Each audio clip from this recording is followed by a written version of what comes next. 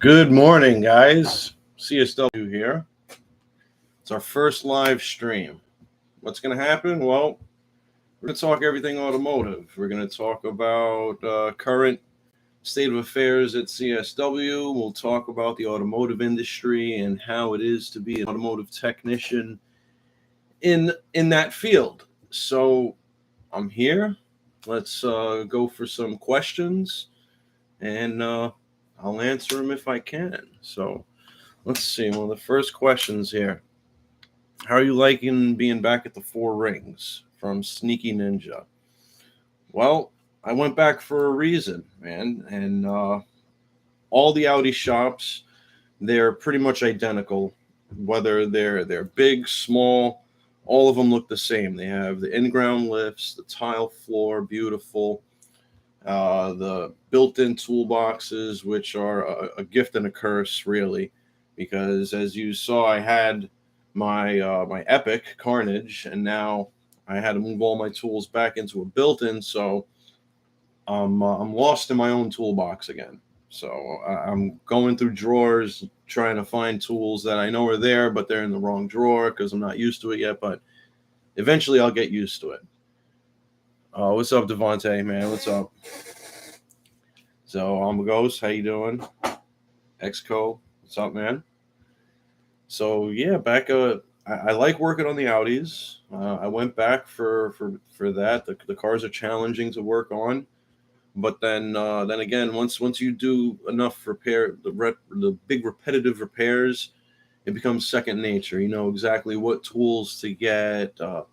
You know all the torque specs. I work in Newton meters or Wayne Newtons. I don't work in foot pounds. So yeah, there's that. What else? The cars are beautiful, man. Freaking, they Audi's doing their thing, man. Like especially the RS series and even the S series, or even if you get like a baseline car with some options, then it's pretty good. Oh, we got a question here. What made you get into cars and at what age? All right. Well, growing up, I didn't really grow up into cars. And when I got my first car, I didn't want to pay somebody else to work on my own car. And that actually happened at my second car. And that's the reason why I got into cars. I didn't want to pay somebody else to work on it, so I wanted the knowledge to do the work myself. And then I just got into the profession. I went to school for it. Then I got into the profession. So yeah, yeah. Are we gonna get content from the Audi stuff still? We're trying. We're trying. Tomorrow, hopefully, if everything goes well, I'm meeting with some people that are much higher up in the company about possibly doing videos for the dealership. And I'm a ghost. Thank you for the $2 donation. And what we're gonna discuss is we've all seen the bad, and let's be honest, guys. It's not the brand. We've seen the bad with other brands, and they all have something in common. It's it's the flavor. It's the rust. It's location, location, location. That and customer neglect. Like the customer honestly doesn't know, and they don't understand, or I don't want to say they're ignorant, but they don't know. They don't know how to treat their vehicle properly, like especially in the salt belt. Like if the roads are salted, you got to treat the car. You got to rinse it off, or it's just gonna eat away. Like look at Lando's frame; it's shot. I gotta do a frame in it, or do some patchwork, but it's it is what it is, man. Something happened. No, nothing happened, man. We just couldn't take it at Toyota anymore, man. The Rat Fours, like it was all rodents, man. Like freaking 8 out of 10 cars had a rodent in it, and bleh, disgusting. I'm on duty, so if I have to split, I know we understand. No, it's all good, man. I appreciate anybody who comes in. I honestly do. It's the first ever we're doing a stream here, and hey, we'll see how it goes. We're just going to discuss some stuff. What's your favorite brand vehicle to work on? Well, I obviously like working on Land Rovers, older Land Rovers. I do like working on the the, the high end Audis like the RS, the twin turbos, the hot VV8s. Currently, there's a campaign where Audi's taking care of some repairs on the vehicle where we replace the oil strainer for the turbos. And I absolutely love doing that job, man. I can just dive right in, just put some music on, do my thing. A freaking first one, I followed it by the repair manual, step by step by step, and I didn't beat the time. I hit the time. I hit the warranty time. But the second one, I split in half because freaking if I could be zoned in on something like that, like a big job like that, it's perfect for me. Looks like it rolled off the show. Nice, nice. You got a nice link in there. Please take care of it. And I know in Chicago they salt their roads. Yes, undercoating, Ryan. Undercoating does help with the vehicle, but the thing is, you have to clean it off first, and then you have to keep up with it. Once a year, give it a check, give it a respray where needed.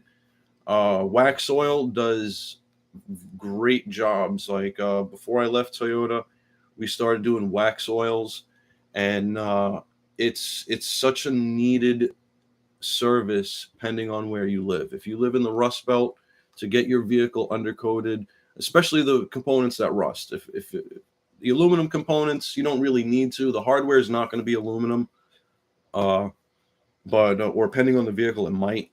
But yeah, undercoating is important if you're in the salt belt, especially. Oh man, I wish my Rover was undercoated. But if you have a self-lubricating chassis system, then the undercoating you don't really need because you already got it going on. Oh, oh, thank you. We got a $10 donation. Thank you very much, man. Whatever comes out of the channel, I'll stick with you. Thank you very much, man. Thank you, Petty. Thank you, Pettification. That's cool. Let's see. Moving to Nevada, we have no. Yeah, there's no flavor in Nevada, man. But you got to worry about sun damage, like paint damage, interior puckering, dash freaking curling up on the edges near the windshield and stuff. You got to worry about that in the sun. Ever gonna do that CSW gaming? I want to.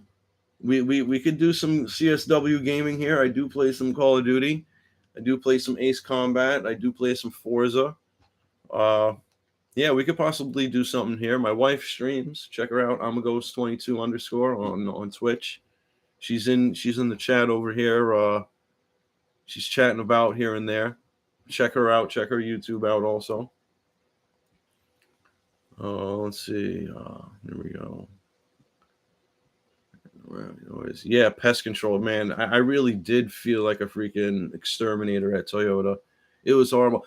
We had to biohazard cars. I don't think you guys understand that. We had to biohazard cars because the rat poo-poos and pee-pees was leaking out the freaking headliner down the A pillar, and the customer had no idea of this.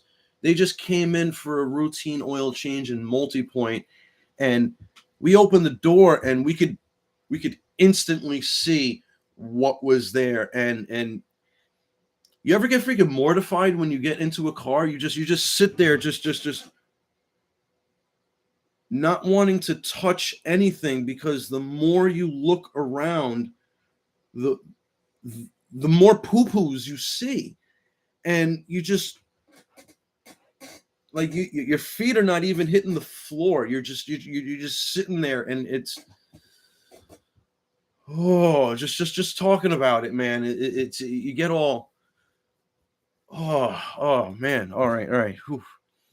So with Audi customers, yes, we have the same customer base for the area, but the cars are a lot more clean. Um, we do have the dirty cars, but they're far in between the well cleaned cars or the the well upkeep vehicles. So yeah. Oh, man. Let's see my Lincoln. You keep the Lincoln good, man. That's all I gotta say. If it's your baby, keep it good. Snowplow Waxworks in Colorado. Yeah, my boy making it run. Nah, not a little bit. You know what I mean. Cheers from Mexico, man. How you doing, guys? Yeah, there's no flavor in Mexico unless you're near the coast. So, but yeah, do you guys have coastal rust like we do out here? Like I know the climate's good, but if you live down next to the sea, you're still gonna get that lake effect over there, and you're still gonna get freaking rust and stuff.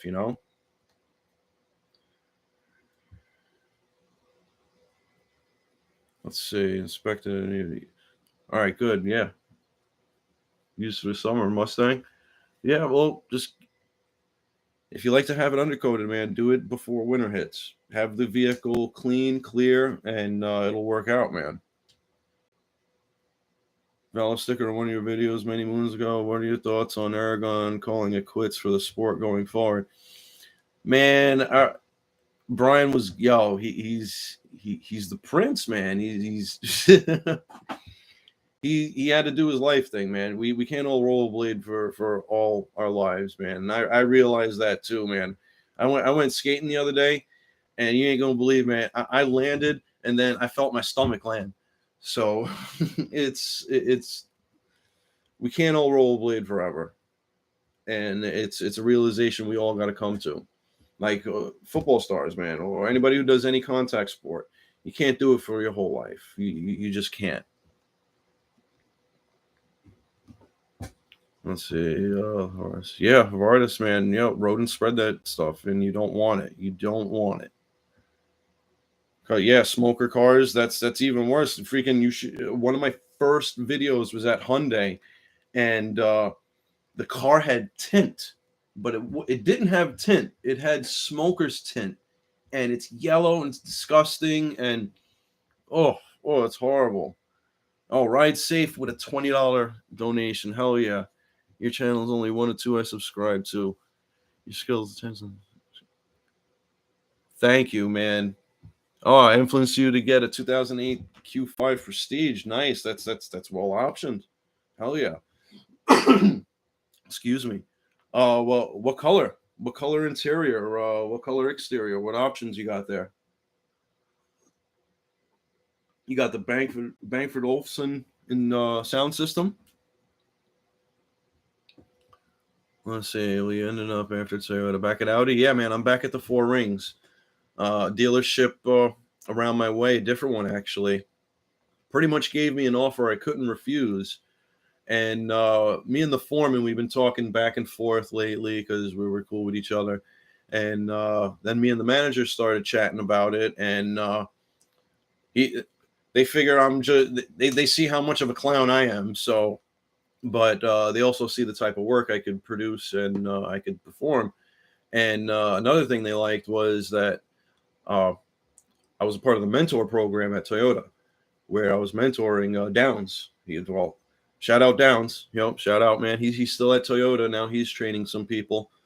It's not really the deaf leading the dumb anymore, because I did leave my imprint with him, and I appreciate him every day, and I miss Downs. So yeah, but I went back to Audi, man. The cars, it's a pleasure to work on them. Like I know sometimes things are a tight fit, but as long as you got the tools and know-how, and you RTFM, you read the manual, you'll be good, man. And their training's good too, man. Their online training, it's setting me up for fast track and all that other stuff. So everything's going well with that. Hello from Idaho. Love your content. Thank you, man. Hello, Idaho. Chicago, we have a problem with rats. Had to fix the pigtail for injector 5. Oh, man. Yeah, there's no avoiding it. It's like you could do precautionary things, like put the rodent poison stuff, but you don't want them to die in the car, because then that's when it really starts to smell even worse. You just gotta give the car a Fonzarelli in the morning. You gotta hit the car, make sure nothing comes out, because even cats, We've had cats in cars. We've had mice, rodents.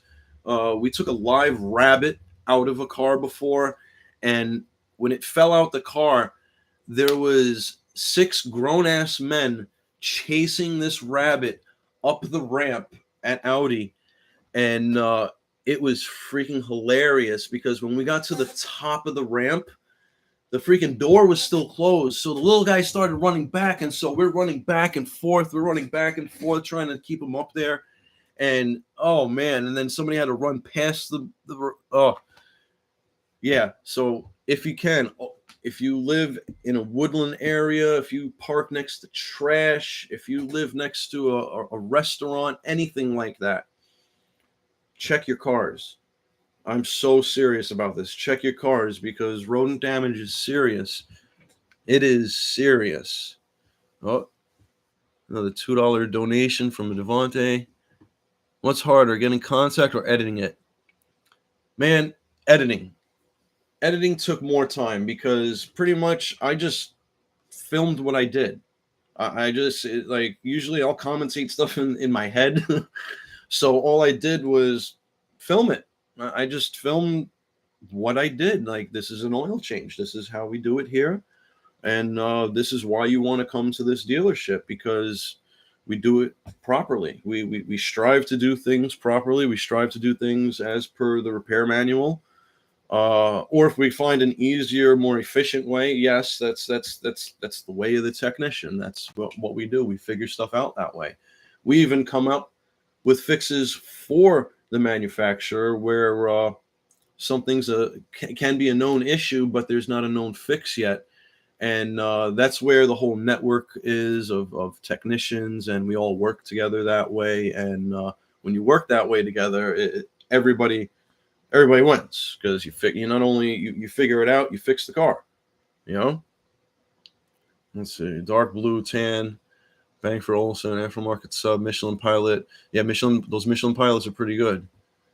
Bang for Olson, yeah. Hey man, how's the channel coming? Well, we gotta wait to see what we could film in Audi, man. That's what we're gonna figure out in the next week or so. What we're gonna try and do is show the more positive side of Audi. We're gonna see. I want to show how cool these cars are, and we've seen the bad. We know, excuse me, we know the bad. It's customer neglect, it's rust, and if we could educate, that's what we're going to do. We're going to educate on what to do with vehicles, how to properly maintain them, and that's what you guys probably saw me do once I left Audi the first time. We kind of instead of going to like roasting the cars, which we had our fun doing, and went more of a repair route and on how to, or at least it's my opinion. You know, this is what I do with certain repairs. Other repairs, it's by the repair manual. If it needs to be torqued down, it's getting torqued down. If that hardware needs to be replaced once it's loosened, that hardware is getting replaced once it's loosened. You know, the cars have to leave the dealer in better shape than they once arrived in. You know, and that's just how it is, man. You got to put out that quality work for the customer and for the dealership, and you don't want to make yourself look bad. You don't want to make your team look bad. And yeah, let's. Speaking about a smoker's car, how is the ozone machine for that damn odor? The ozone, it does work good, but it all depends on how extensive that smoke damage is. If that smoke damage is bad, there's only so much you can do without physically replacing components. You know, like you can only detail a car so much. You can only polish a turd so much. It's still going to be a turd underneath that, but with some perfume on top and some clean turd on top. There's only so much you can do. Yeah. Freaking Chris Bailey just said it. All right. Why not a Land Rover dealer? Well, I did apply back to the dealer where I started my career at. And we were in talks to come back. But then, unfortunately, the point shut down. And hit right here. Like, I got my Rover shirt on today, man. I drive Lando all the time, and just stayed at Toyota at that point. The nearest Land Rover dealer from where I'm at was a decent commute that I wouldn't want to do in the summertime. And so I stayed with Toyota, and then the foreman at Audi started hitting me up, and then me and the manager started talking, and then here I am now back at Audi. Yeah. Does your question? Don't be afraid. Yeah, I have a 4-ring logo laying on my desk. Restoring 03A6. If you want to, it's I had to purchase for the trunk. Respayed for Christmas. Yeah, if that's what you want to, if that's your baby, man. Treat your baby good. TC Fusion, good to have you back in the group. Yep, waiting for the updates. Well, this is the update we're going through right now. You got a question? Ask it.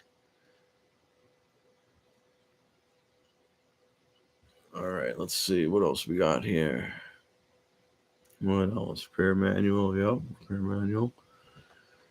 Being from Connecticut, I just got into the habit of using car wash with underbody wash. Boom. You know. If you got a local car wash that does that undercarriage one, go for it. Yeah, don't be a goomba with your oil changes either, man. Do them on time or slightly early. We're paying him. Yeah, you don't blame Brian for leaving. Yeah, rollerblading. We love the sport, man. It's at first it was a lifestyle, you know. Like we went skating just because, just we were gonna have fun, you know, or it was an escape for whatever. At least in New York City, that's how it was. And you find your crew, that's your crew, and then different crews through the city, you know. But as professional rollerbladers, man, they don't get paid enough for they're putting their body on the line physically and mentally, everything. And especially for competing or having to drop crazy edits like that, and to be a good edit, and then you got to hire people to do the editing. There's a bunch of stuff, but yeah, he probably wasn't getting paid enough for what he was putting out. And the skating that he was putting out, especially back then when he was hot, is freaking. It could compare to today with no problem. No problem. The difficulty, the stuff that he was doing, the stuff that he was landing, the stuff that he was grinding up. Yo, come on, man. Come on. Let's see. Laura, thank you. Thank you. First Saudi video is not an RS6 Avant. No, we have a beautiful RS7 that I want to do a video on. We have a beautiful RS7. We had 2 beautiful RS3s. Well, one now. The other one's gone. Nah, screw it. Here's another 10 because I miss your content. Hey, man. Thank you, Petty. Thank you. Would you ever do collaborations, and with whom? I don't know. Anybody. Hit me up. I'll do a collab. I know Just Rolled In. Yeah, I've been watching him. Freaking a few people have told me, or like that they like his videos, but they want me to commentate his videos and my reactions to their videos and what he says or what he shows, because they show some those are clips from all over the world or from all over the states, and he gets some crazy stuff there. I'm just trying to keep up with the chat here. Oh, Lauren, thank you. Thank you very much. Oh, Devon, what do we got here? What's the worst condition car you ever worked on? It depends. From rust, definitely I have to say one of my best videos is a Hyundai where the entire rear subframe was not attached to the vehicle at all. The only thing holding it up were the shocks, brake lines, and I think rear trailing arms or something. No, and the drive shaft. That's it. Shocks, drive shaft, brake lines, and maybe ABS sensor wiring.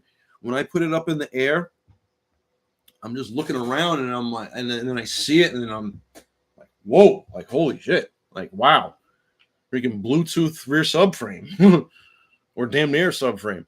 But and that would be from Rust. Rodent, Toyota, hands down.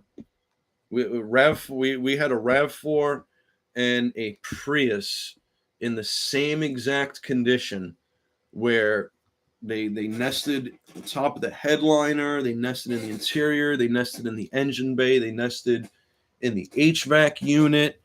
There was piss leaking down the A pillars, and neither of them came in for it.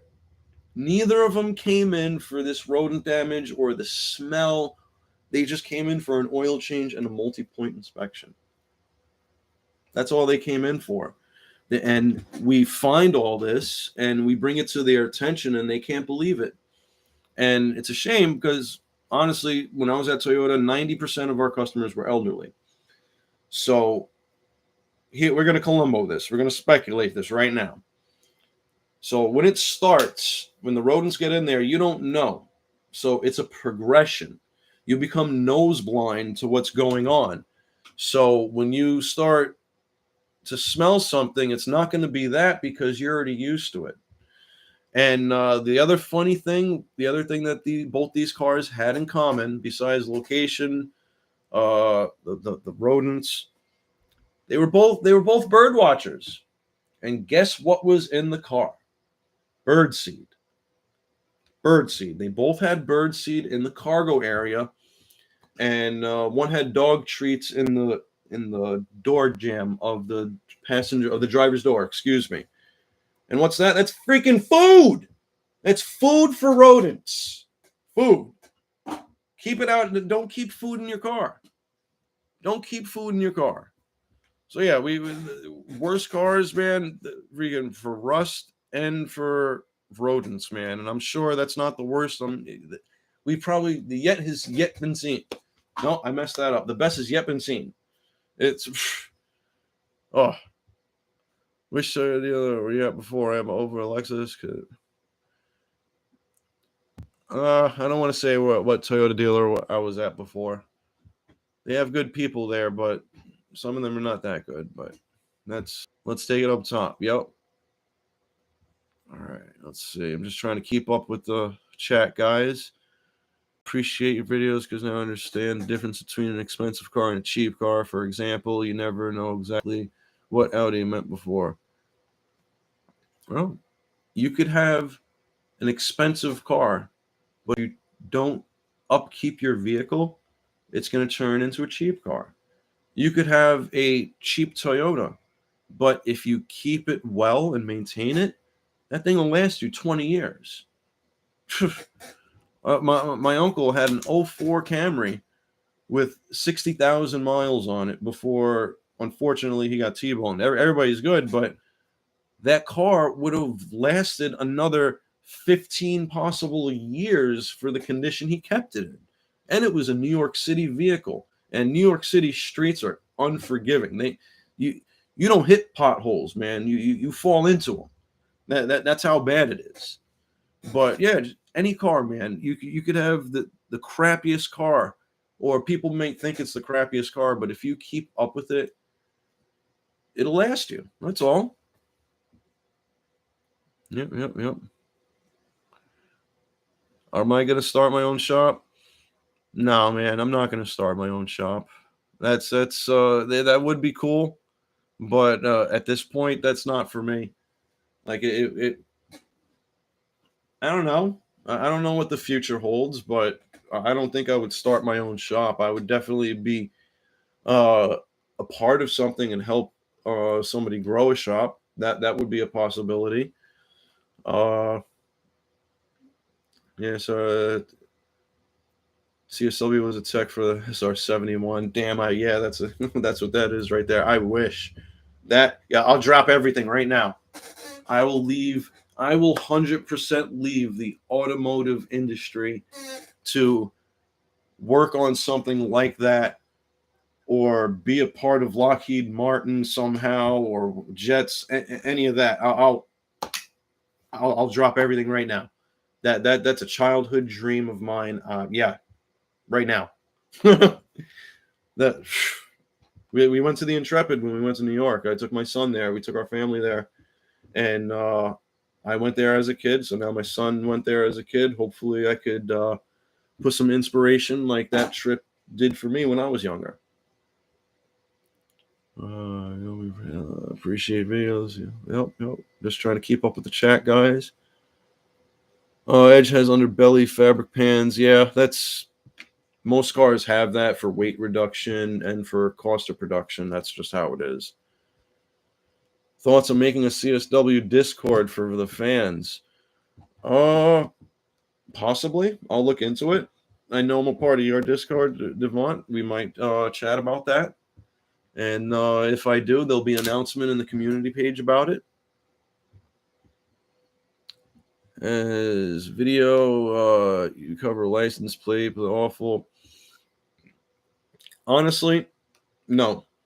I've never had a complaint from a customer videotaping their car. The reason why is, yes, I do cover their information. I do cover the VIN plate. I show no customer information. I don't disclose my location either. Got to protect the customer some way. We did learn the hard way the first time we were at Audi. It was frowned upon, and we did learn from that.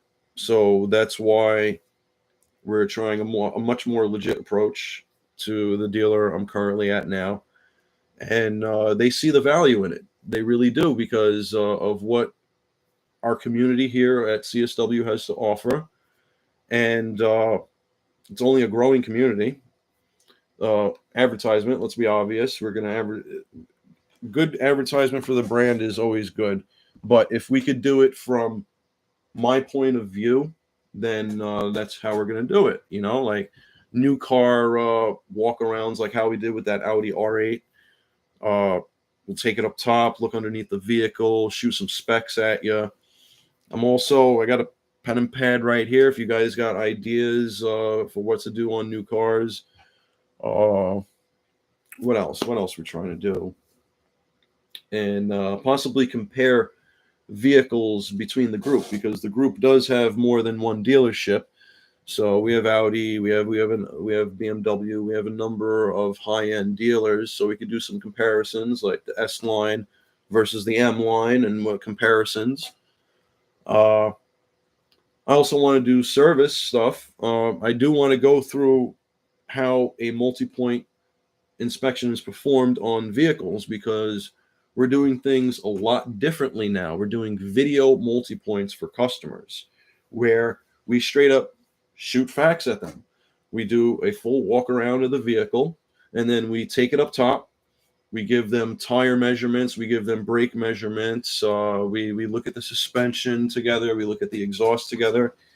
It's anywhere from a 1 minute to a 3-minute video of your vehicle, of your multi-point, because there's one thing of seeing the red, gold, and green multi-point inspection on paper saying, oh, your tires are this, that, and the third. But when there needs to be a more elaborate description, like say, oh, you have some feathering on the inside edge of your tire. All right, what's feathering?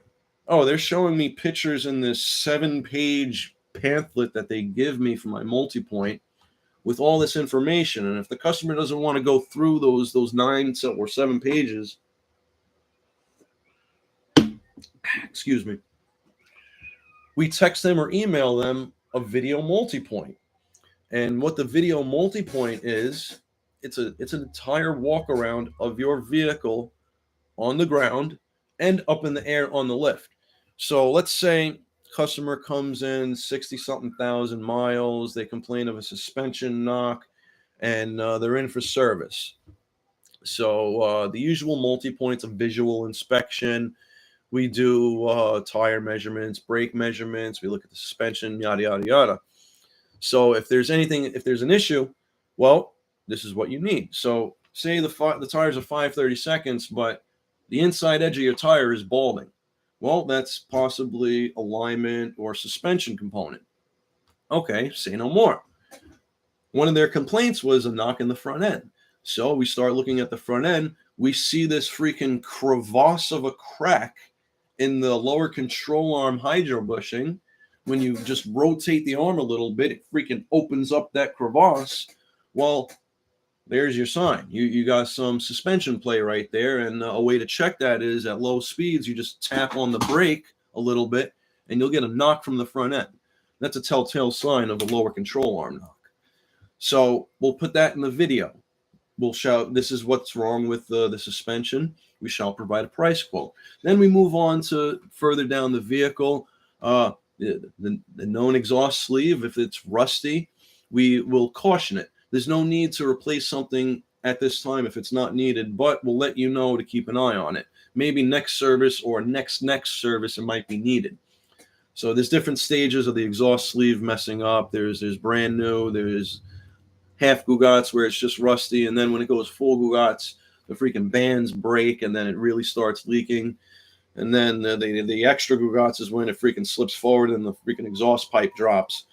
We've had that happen a number of times where a customer comes in or the car is towed in for the exhaust sleeve down. And it's just I think it's like a $50 sleeve, half-hour labor.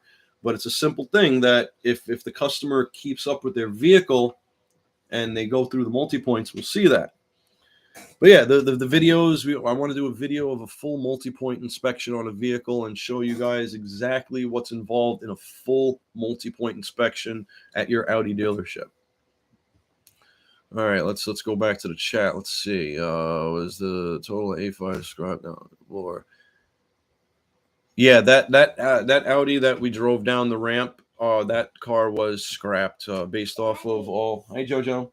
Little man. Hey, Jojo. Hi, baby. I'm on right now. Love you. Oh, we got the little guy. You got sprayed with the hose? Yeah, but Jeff didn't. Oh, it's damn near 80 degrees today. Yeah, my shirt got wet. Yeah, your shirt got wet. Yeah, I heard you. Little man. So, I don't even know where we were. Where were we? Our customer also had a vehicle. Oh, yeah, that A5. Yeah, it was, I believe it had over $15,000 worth of damage for parts and labor, not even with the body work. And they were well aware of that the vehicle was going to get crashed out. The adjuster already came, but he came, looked at the vehicle and said, yeah, we're crashing this car out. But to be honest with you, we need to take a couple of pictures of it just up in the air for their purposes. I'm like, and I told them, like, you guys do know me bringing this car down the shop, it's only going to damage it further. So they were like, yeah. I'm like, all right, man, say no more. This is going to hurt the car more than it's going to hurt me. And as you saw, it hurt the car, but the car was already crashed out before it even came into the shop. It's just they needed the picture. They needed to see exactly what they needed a proper dollar amount. They knew it was going to be over a certain amount, but they needed the official number for it. So excuse me, let me just shut the door.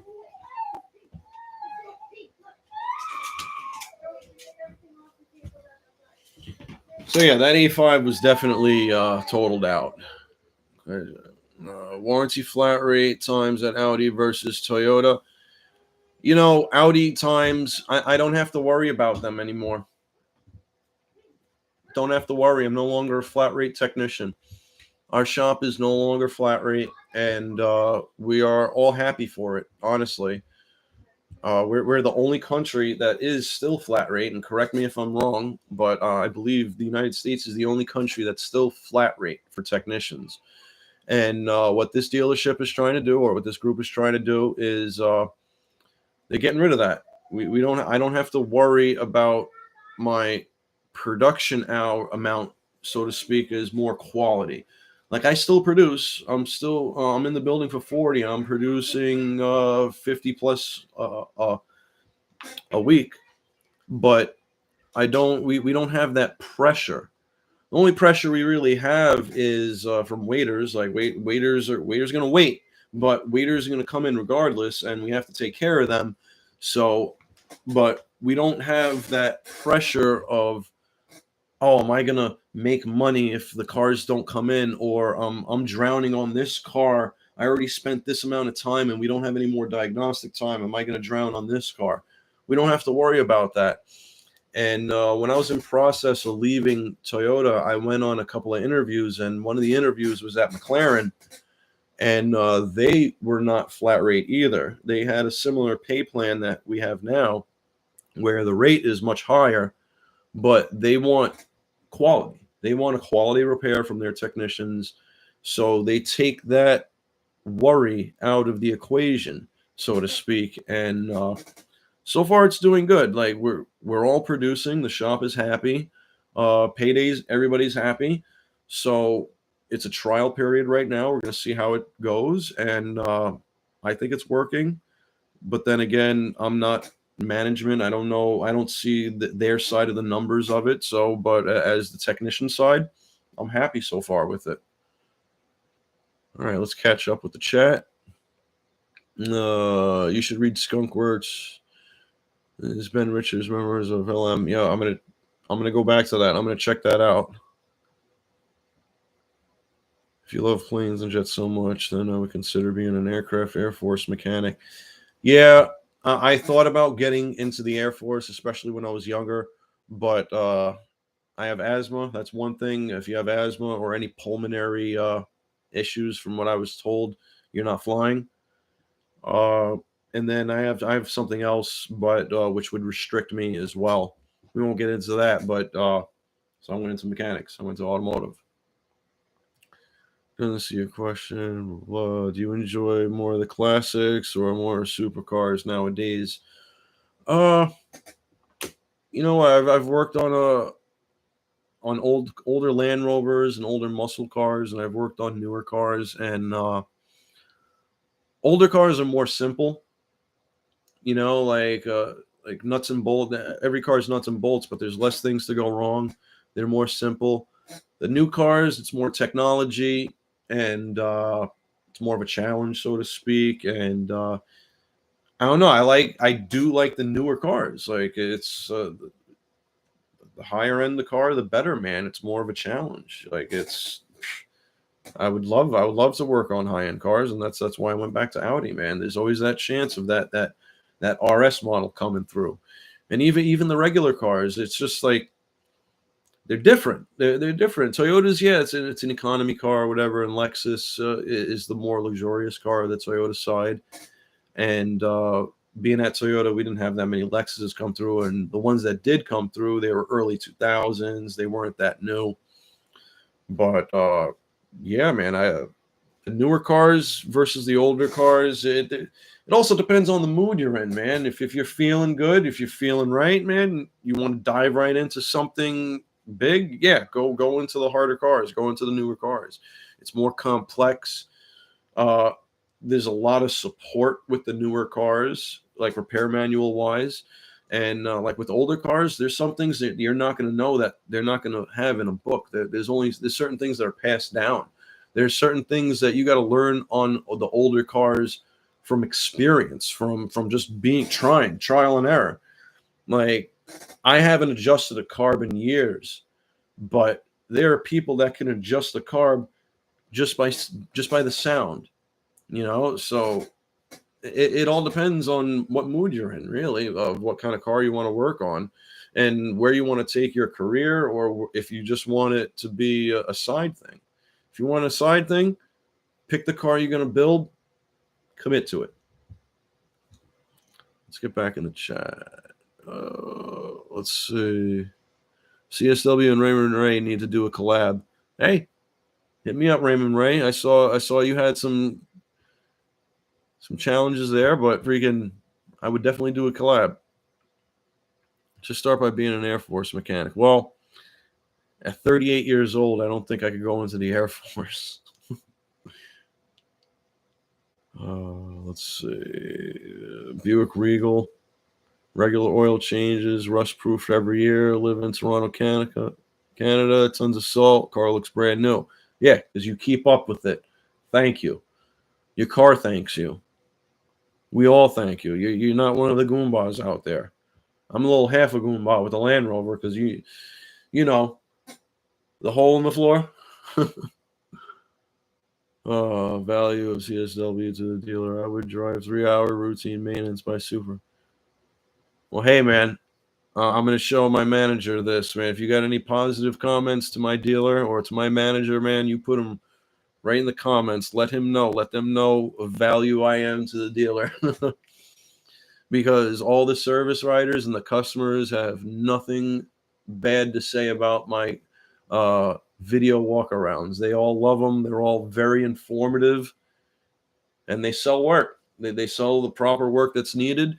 Even when I caution stuff, I'll tell them you don't have to do this now, and they're like, "No, go ahead, do it." I'm like, say no more. Let's see. Would you still poke holes through the rust during the video inspections? Yeah, if I find flavor and if I find a hole, I'm gonna poke it. And yes, that's a giggity. New cars coming to your dealer would be really unique content. Yeah, the car review and walk around category is way too saturated, though. Yeah, it is saturated, but like CarWow does it, Doug does it. Doug does very good work. But you know what I don't see? I don't see them like putting the car up on the lift. I don't see them possibly like taking a wheel off and looking at those ceramic brakes. You know, they'll go through the car, but they don't they don't have that little shtick that I have. You know what I mean? And I even want to do it with used cars. Like if we have like a cool used car, I want to go through it. You know, and I think it could only be positive for the dealership because you know what? We have a complete video of this vehicle, and that could possibly touch people all over the world, you know, and that this car is here. But then if I do that, then I would have to disclose my location. So I don't know. If I could at least promote the brand and not my location yet, because we still have to talk about that, then I want to promote the brand. You know, like so yeah. Okay, yeah, you motivated to get my dream TTRS Plus. Nice. What color? Oh, Merrick Chimmel. I'll probably butcher your name, man. I'm sorry if I do. I speak English and bad English. I apologize. But what color TTRS, man? What color exterior? What color interior? I want to know. Have I worked on Mercedes Benz before? Yes, I've done some routine service. I've done plugs on an AMG. I'm not sure which one it was, but it was a V8 with the filters are right on top of the engine. I'm not sure what it was, but I had to do plugs in one of those. Yeah. Into service department and talking with the tech and being shown what their repair actually needs. Yeah. See, I think it's good if the customers are educated on their vehicle, on what's good with their car, what's okay with their car, and what needs to be addressed now with their car. And I got to say, the best thing for your vehicle, listen to me, the best thing for your vehicle is routine maintenance. Routine maintenance. If there's a schedule, go by it. The one I don't like, though, Toyota has, they say every 10,000 miles for oil changes. I'm going to say it now. Bullshit. Do not do 10,000 miles. If you plan on keeping that car, do it every 5. Because, yeah, you're going to have the service contract or whatever. Every 10,000, it's free. Pay for one at every 5 you're going by, please. If you plan on keeping that car for 10, 20 plus years and like a traditional Toyota, and you keep up with it, it'll last 20 something years or 10 to 20 years as long as you keep up with it. I don't believe that 10,000 because let's say you burn conservatively a quarter of a quart every 1,000 miles. That's potentially over 2 quarts of oil in a 4.5 quart system. Do you really want to wait that long? No. Like, and there are other manufacturers that have even higher ones than that. Split that shit in the middle. Split it in the. If you plan on keeping your car, split that service interval in the middle. Filters, belts, yeah. Filters you usually do by condition or by time. It all depends on how you want to upkeep your vehicle. Usually, I'll at least inspect them and I'll caution them. But if they need to be replaced, I'll recommend them. But every manufacturer does have a set time. Oh, let's get back in the chat. Let's see what we got. What we got. I'm sorry, guys. I'm trying to keep up. Yeah, mostly every dealership does video inspections now. Yeah, yeah. But they don't do them like me. Angle to our car, so yep, saturated. Canada is still flat rate. Okay, okay. How's your times though? Like, I know with some high end dealerships, customer pay is usually warranty times 2, which is okay. I know a Porsche dealership. Quality, quality is priority from techs. Yep, there's a thing called fix it right the first time, and there's a whole program of it, and certain steps you got to follow. But you know what? Stuff happens, man, where things come back. And if it's something you did, the best thing you could do is just own up to it, man up, and move on, figure out how to rectify the situation, and move on to the next car. Uh, I remember my very first week at Audi, first time, it was in the wintertime. I had to do something interior, and it was a really cold, cold day. And I'm pulling up the door sill panel on the driver's side. The damn thing shatters in my hand. And it was like one of the first cars I worked on. And I'm like, oh, I'm holding this thing in my hand and it's in pieces. And the foreman at the time just starts laughing. And I ask him, does this happen? And he's like, yeah, with the older cars, plastic gets brittle, guys. And it was it was a late 90s Audi. We had to get into check a splice or something like that. And it just shattered in my hand. And I'm like, I just manned up to it. I'm like, dude, this happened. There's nothing I can do. I had to get there. I had to take this off. But you know what, though? If I ever get a car like that, I'm definitely going to run the heat a little bit, soften that plastic up, and hopefully the next one won't shatter. Hopefully. Yep, smash that like button, guys. Oh, yeah. 101 views. Yeah, I think we're at 107. Not bad. About liquid moly. Yeah, what for the brakes? I've used that stuff, and I know liquid moly is a good product, especially with their diff additives. Personally, I don't use it, but I know that they've been around for damn near 100 years, I think, or something like that. I'm apprentice at Ford dealership right now, and it's pretty good. You get to do a ton of work. Yeah, man, you'll definitely make your bones as an apprentice at a Ford dealership.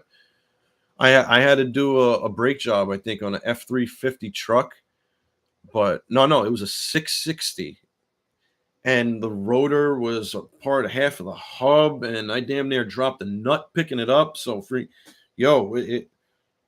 more power to you, man, working at Ford. I'm not going to work there, man. I'm going to stick to the UK brands. I'm going to stick to Das Auto, the VAG product. All right. I work for Mercedes. What junk? They can't make rubber gasket that doesn't leak. If it doesn't leak, it's going to squeak. Ever get your hands on an R8 V10? Lando working on a Lambo, the engine.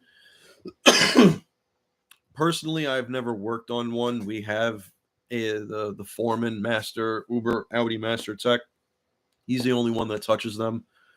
We had a really, really nice supercharged wide body one. I believe it had over 800 horsepower.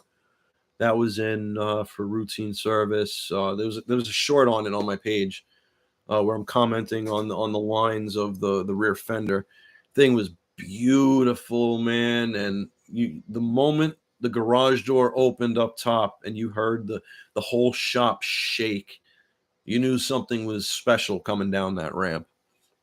Yeah, we've had a few R8s come in, even the older ones. We've had a couple of older ones come in. Now we should have the fall guys come through for their service, and then they might go into storage wherever they go. So they usually get their service before storage. I wish they would let them do it again. Yeah, we'll see, man. We have a meeting this week. I believe if it's tomorrow. I hope it's tomorrow. It's scheduled for tomorrow. I hope it goes well. I have some personal ideas. If you guys have any ideas of what kind of videos you want to see from me at the dealer, positive videos of the brand, put it in the comments. Let me know. Let me know, because we're going to be going through this. Do you live on the East Coast area? I live in the Pacific Northeast. And that's it.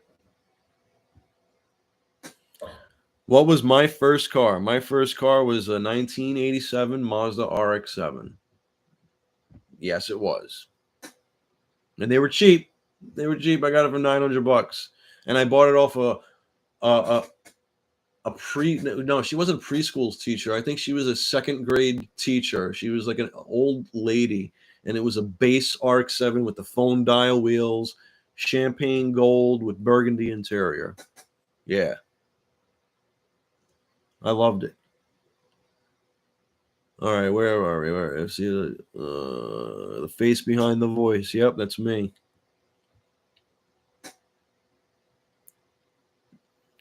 You see how I always cut corners. Yeah, you cut corners to make the time. Like the thing about cutting corners, you have to know which corners to cut, and you got to cut them properly. That's how you make money. You know, and but you have to do a quality job at the same time. And with experience comes speed, and especially with repetition.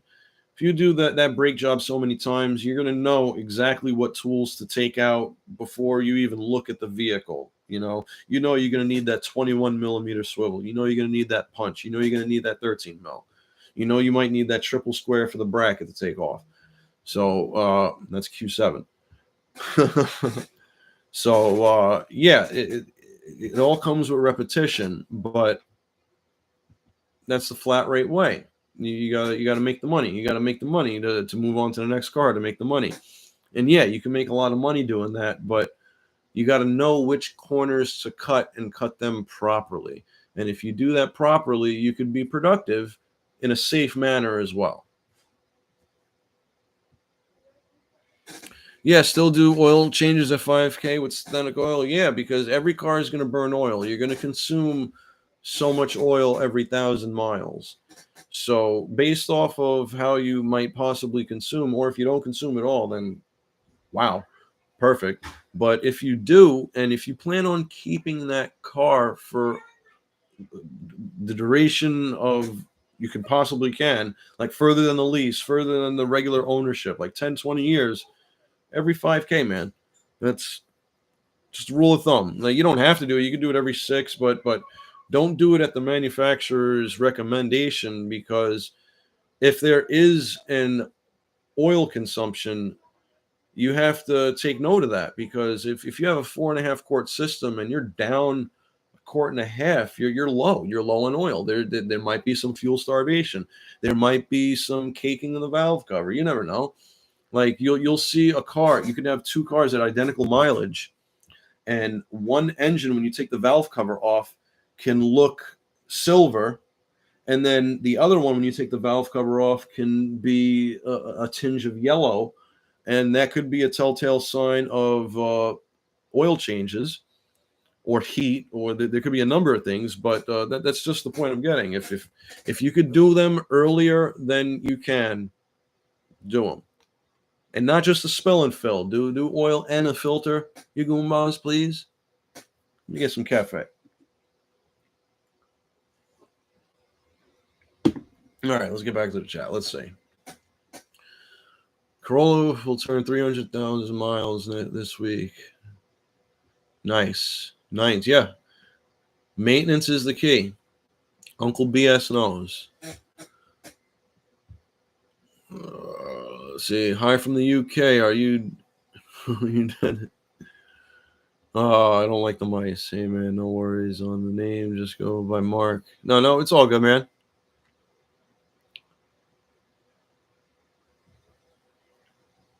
Okay, I could go with the Misano red with some weird interior. Okay.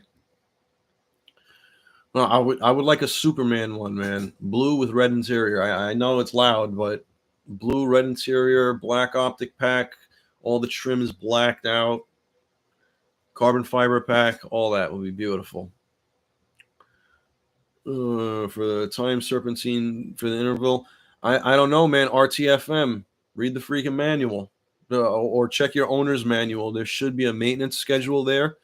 But pending on the vehicle, either look up the routine schedule for it, or physically look at the belt. If you see that it's worn, dry cracking, if your ribs are going this way and you see brakes going this way, yeah, it's time to replace. That's on the rib side. On the smooth side, if you start seeing like excessive cracking going the length of the belt, you're gonna want to replace it. Uh, if you're hearing a belt noise, you also want to check the idlers. You want to make sure the bearings are good. You want to make sure the actual belt tensioner is good.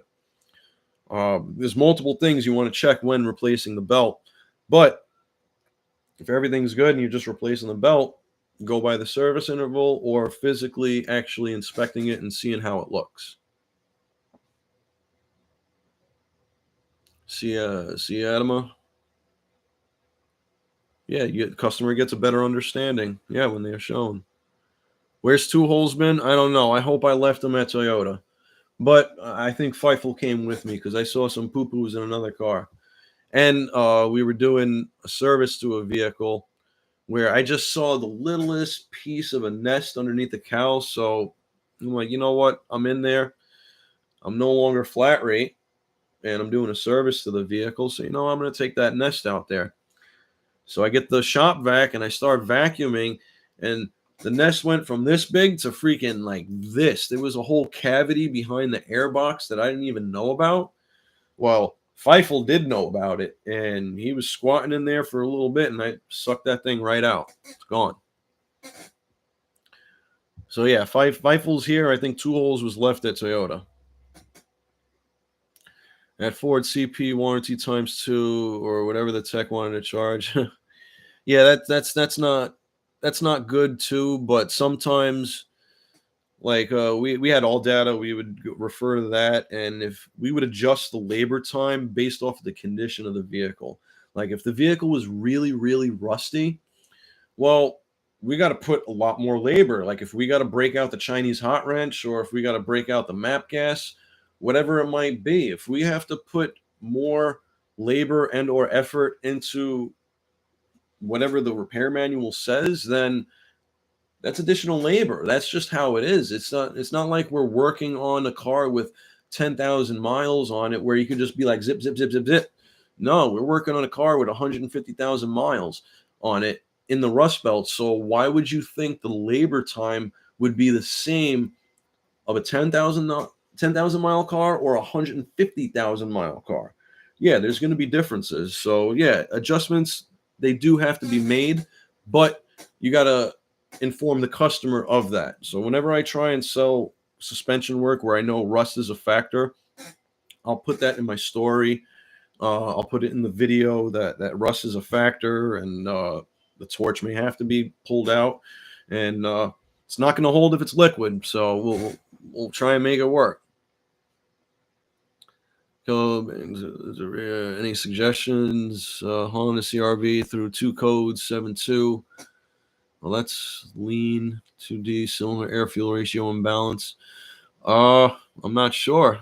I would do some research on the DTCs. There might be a TSB on that. I would physically have to inspect the vehicle. Like I don't like I have a microphone here, but it's not. I don't have the crystal ball right next to it. Oh, let's see. Hey from Kentucky, Vince. What's up, Kentucky? What's up, James Carroll? Where are you from? What do you do? Work city? Where are you from? Well, I'm from Brooklyn, New York, born and raised, and I'm out on the Pacific Northeast. I'm back at an Audi dealership, and I've been there for about a month and a half, and so far I'm loving it. Shop is clean, cars are clean, the team is good. We all work together, and I'm getting paid. What more can you ask for? I'm no longer flat rate, and everything's good so far. Let's see what we got. Thanks for the content.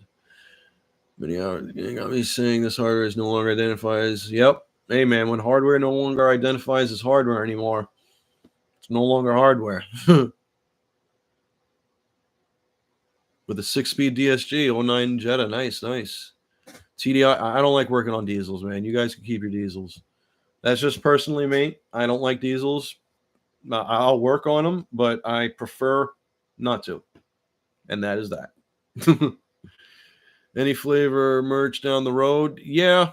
Yeah, we're trying. I do have some merch in the shop right now. Some pictures I took from the Nantucket trip. Some R8 pictures, some artistic ones, black and white ones. But yeah, I've been thinking about some flavor merch, maybe some two holes merch. I don't think I could use Feifel in the merch, but I could definitely use two holes because that's definitely a character of the channel. But yeah, I think I can do that.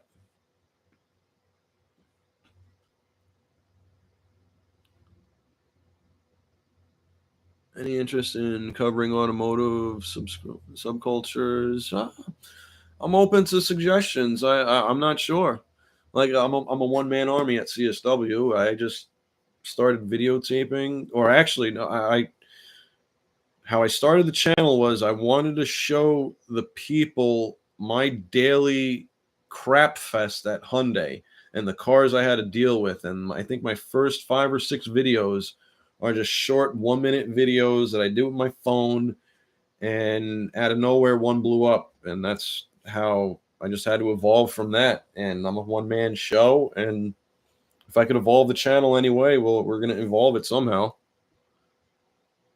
Let's see.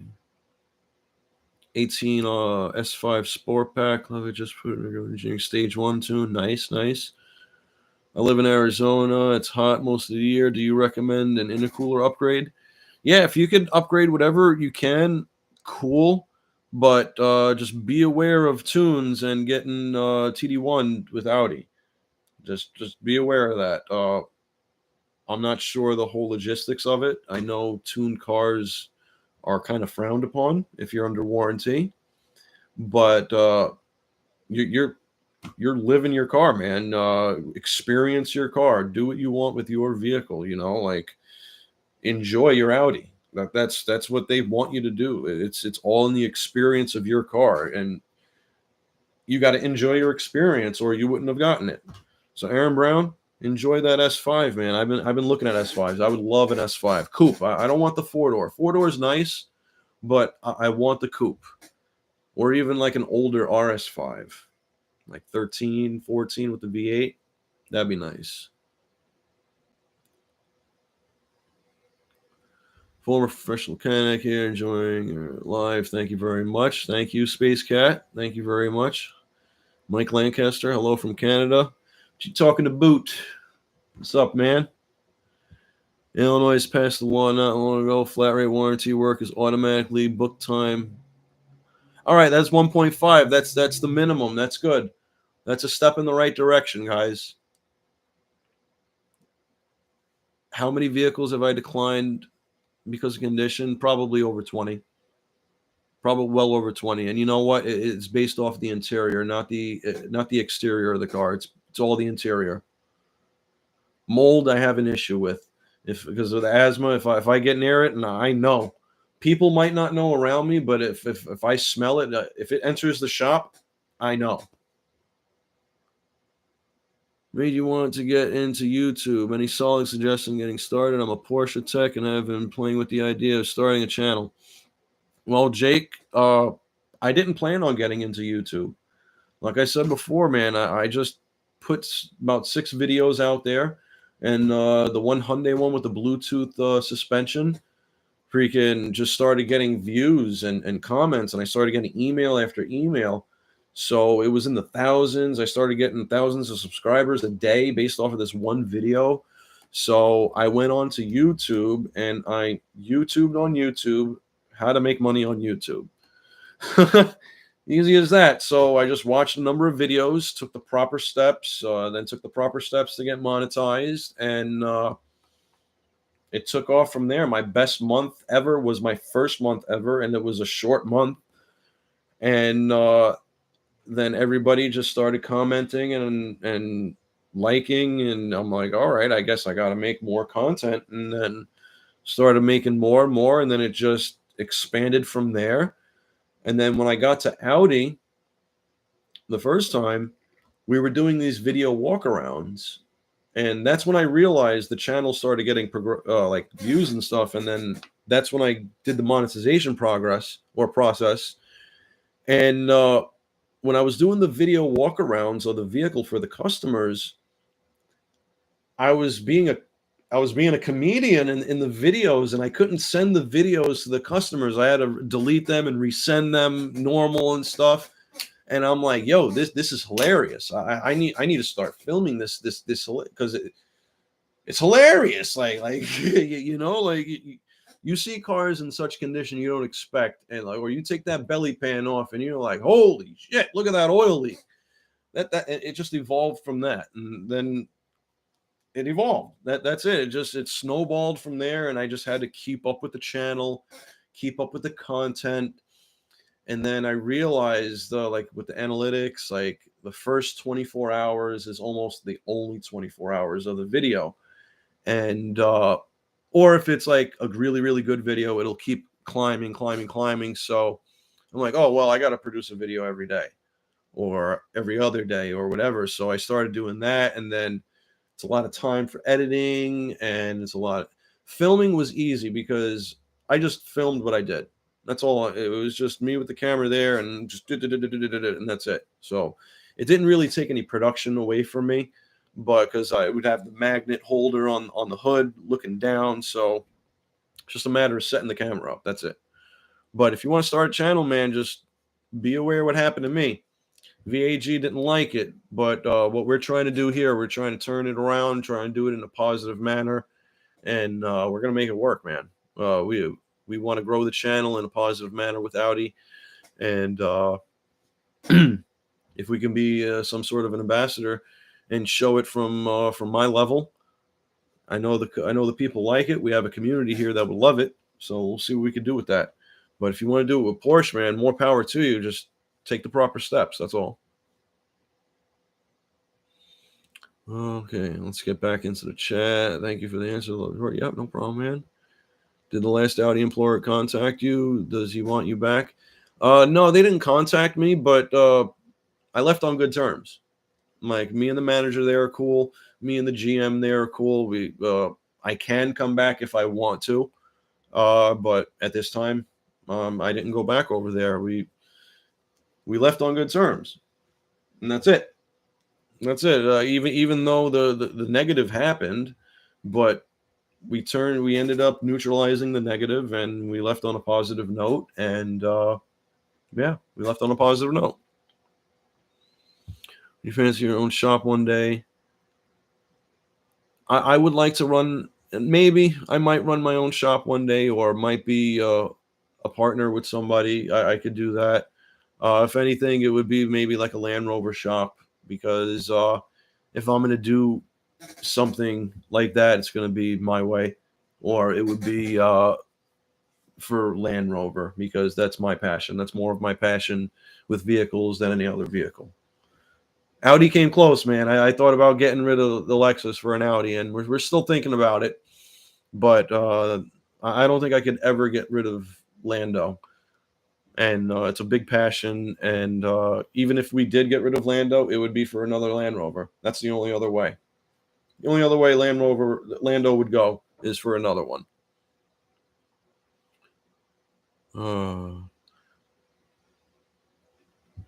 Danny, sorry I missed you. You're allowed to film at your job? Not yet. I do have some shorts, but they're just little things. But what we're trying to do tomorrow, or this week, we're gonna have a discussion on what we can do and what we could for uplifting the brand. Show the brand from our point of view, from my point, from CSW's point of view.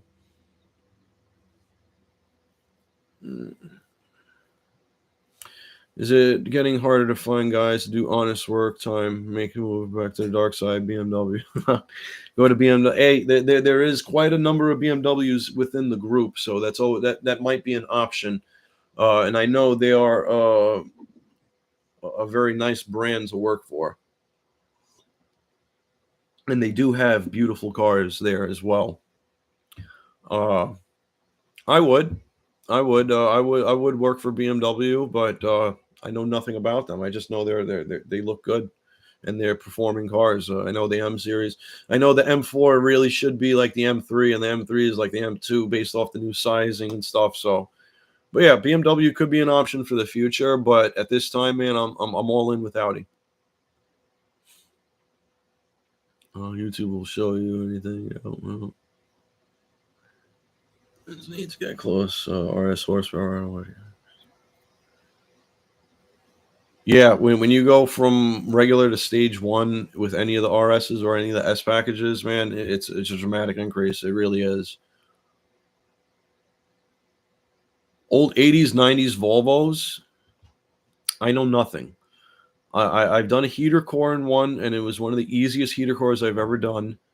Uh, I believe they leak oil, and I think their PCV systems are crap from what I remember, but that's all. But I know they're safe. Volvos are like one of the safest cars in the world. All right, Timmy. How you doing, my favorite Goomba? What's up, Sean Dillon? Use these towards buying your son his first tool set. Thank you, Ride Safe. Thank you very much. He'll have something. We got him something this weekend at the toy store. It's like a whole erector set thing.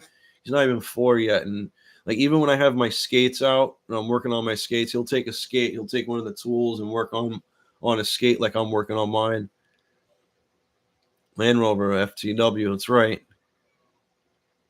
What made me choose to work on imports or over domestics? Well, when I was going around with my resume after school to different dealerships, I had an offer from Cadillac and I had an offer from Land Rover. And I believe I had a little attachment to Land Rover over Cadillac. But I also had an attachment to Cadillac because from New York, man, you always want to get a Cadillac or whatever, blah, blah, blah. But excuse me, I remember younger when I was walking in Brooklyn in Carroll Gardens. Shout out Carroll Gardens, my old neighborhood. I remember seeing a P38 Range Rover yellow Versetti model. It was yellow. It was yellow exterior, black interior with yellow piping. And me and my mother, we walked around the car looking at it and noticing it. And then I never really noticed a Land Rover after that until I started looking for a job because I drove by a Land Rover dealership. Oh, like, you know what? Let me just go and give my resume. I already got an offer from Cadillac. I didn't say yes or no, but I told them I still have to go around and blah, blah, blah. It's my first job in the industry. So then I go to Land Rover. I give my resume, talk to the service manager. And the service manager was actually from Long Island, so we connected instantly. And he offered me $1 more. So I'm like, all right. I told him I'm going to commit here. I'm going to go to Cadillac, tell him thank you, but no thanks. So I committed to Land Rover, started the next week. And then 3 years later, that Cadillac dealership closed down. So I made a good move with going with Land Rover. And my discovery is 2004. That was back in 2005. And I did warranty work to my type of Land Rover, and being in the industry as my first job, I told myself I'm going to have one of these one day. Now I have one. I have one of the coolest ones. So there's that. Let's see. Is the new Four Rings dealer okay with you filming everything, or you have to set boundaries? Yeah, we're having a early one. We're having a meeting tomorrow and or this week about we're going to do a brainstorm session, see what we can do. We're going to try and show the positive side of the brand. We all seen the negative. We all know what it is. We 100% know what it is. It's 90% customer neglect. That's it, guys. Let's call a spade here. It's customer neglect. And what we're going to try and do is we're going to try and inform the customer of this. We're going to do some new car walkarounds. We're going to take the cars up top. You know what I mean? We're going to look around the suspension, shoot off specs, blah, blah, blah. Maybe even a couple of road tests. There's a number of high-end dealers within the group, so we might do some comparisons. We'll see, man. GM says we're getting some really special cars in the next month or so. We have some really special cars in currently. There's one I really want to get my hands on. That's beautiful. It's not exactly specced out exactly the way I would want it, but it's not. Nevertheless, it's still over $140,000 car, and it is, oof, oof, oof, oof. Cold start is it's angry. Cold start, it's angry. I'm telling you guys. Would you consider Toyota a domestic now? Yeah, half of them are built here now, right? Don't they have a plant down south or two plants down south at this point? Uh, I don't want to say anything bad about the American product, but I remember from like the 90s and 2000s, you wanted the Japanese product more so for quality control. But then again, my tenure at Toyota, we didn't really see a quality issue with the new vehicles. Like we didn't have any new vehicles come in for issues, that were outside of actual routine maintenance or acts of God or acts of freaking Feifel and two holes. So yeah, like quality wise and domestic or foreign, whatever, we didn't really have any problems. We didn't. We just had acts of freaking Feifel. All right, let's see. Back to the chat. God's sake, just don't work for Scotty. No, man, I'm not gonna work for Kilmer. I hear good things and bad things. I hear he's a cancer for the automotive industry, but I've seen his videos, and that's about it. I won't say anything good. I won't say anything bad. Oh, Andre, you got a manual. Nice. You have a roar at high speeds, not wheel bearing. Do you have any? Check the tires. If you have a roar, check the condition of your tires. Make sure your tire pressure is right. Now that we're talking about tire pressures, guys, tire pressure check once a week or when you fill up.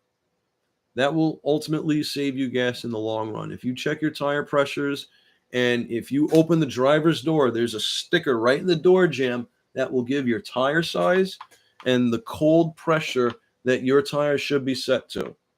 If you stick to that every week or every 2 weeks, you will save on gas every year. Every year, 100%. That's no bullshit. You will save. Get yourself a tire pressure gauge, you goombas. They're like $1 at the auto store. Keep it in the glove box and just check your tire pressures. Please. All right. To be from the clutch for all-wheel drive. I don't know if it's the clutch. Well, you know what? Get to speed and put it in neutral. Does it go away or is it driveline base? Give that a try. Caddy doesn't have good experience with NYC. They closed their headquarters. Yeah, that sucks. Where was the headquarters? Wasn't that on like 11th Ave, the dealership row? Ivan? Oh, you're working at another dealership since you left Toyota, Connor? Yes, I am back at the Four Rings. I am back at Audi. It's not at it's not at the previous dealership. It's at a different one currently, and things are going well. Thank you for asking. Claire, we're doing very well. I'm doing good. I'm back at an Audi dealership where technicians are respected, they're paid well, and they're working in a safe and clean environment the most. I smell pine sol all day. That's because we clean the floor every day.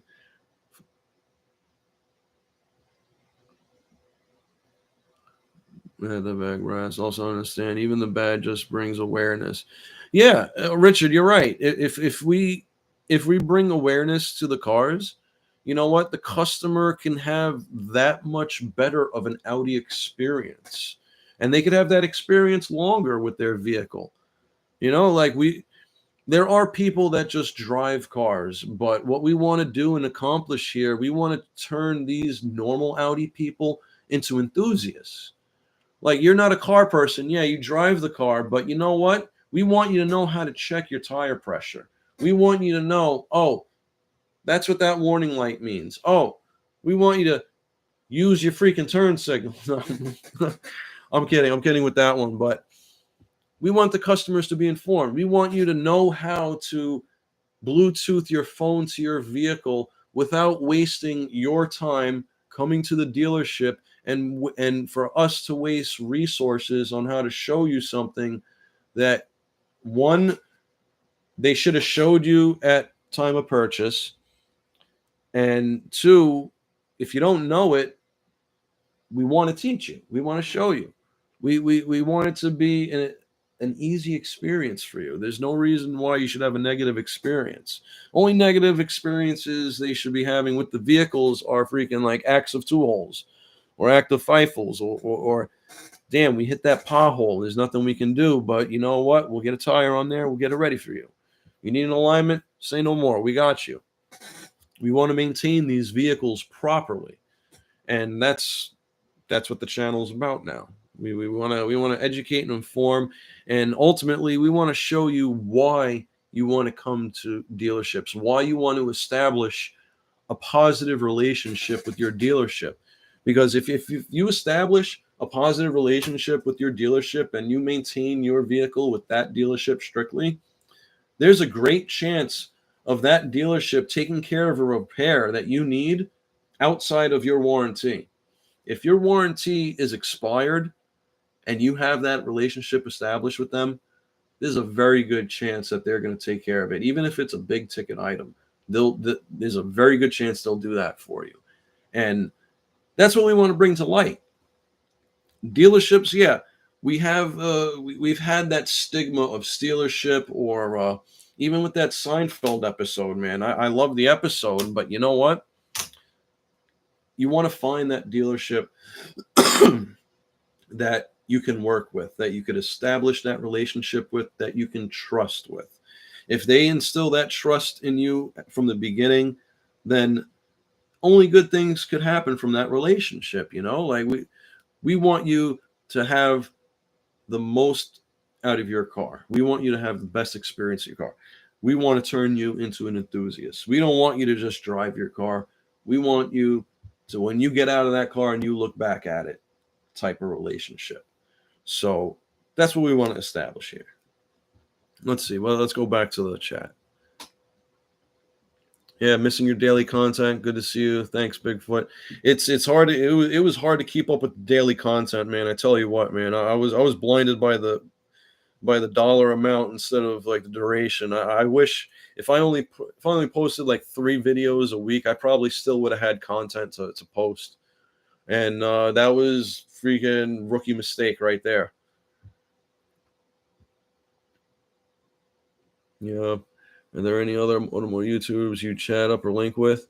No, honestly, I haven't. Like I met up with DJ John Force randomly, and he needed work on his car, so we did that. And I know he's a music producer, so that's the little collab I guess we've done.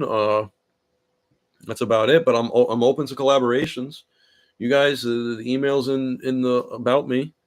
If anybody's watching, you want to do a collaboration of somehow, we'll worst thing I can say is no, right?